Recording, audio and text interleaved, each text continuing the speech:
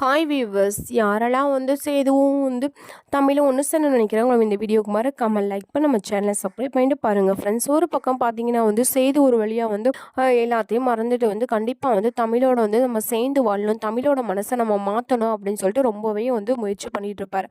ஆனால் தமிழ் இதுக்கெல்லாம் இடம் கொடுக்காம வந்து கண்டிப்பாக வந்து மாமா சொன்ன ஒரு வார்த்தைக்காக தான் அவங்க கூட சேர்ந்து வாழ்கிறேன்னு சொல்லிட்டு ஓப்பனாக சொல்லிடுவாங்க. இதை நினச்சி வந்து சேது வந்து ரொம்பவே மன கஷ்டப்படுவாங்க. அது மட்டும் இல்லாமல் பார்த்தீங்கன்னா வந்து தமிழ் நான் உன்கிட்ட ஒன்று சொல்லணும், கண்டிப்பாக வந்து என்னை நீ மன்னிக்க மாட்டேன்னு தெரியும், ஏன்னா அந்த அளவுக்கு நான் தப்பு பண்ணியிருக்கேன், யாருமே பண்ணக்கூடாத தப்பை நான் பண்ணியிருக்கேன். அது மட்டும் இல்லாமல் பார்த்தீங்கன்னா வந்து நான் வந்து ரொம்பவே தப்பும் பண்ணியிருக்கேன், உன்னை வந்து நான் உன் மனசு கஷ்டப்படுற மாதிரி நான் எவ்வளோ தூரம் நடந்திருக்கேன். அது மட்டும் இல்லாமல் வந்து இவ்வளோ தூரம் நீ என்னை மன்னிச்சு வர்றதே ரொம்ப பெரிய விஷயம் அப்படின்னு சொல்கிறாங்க.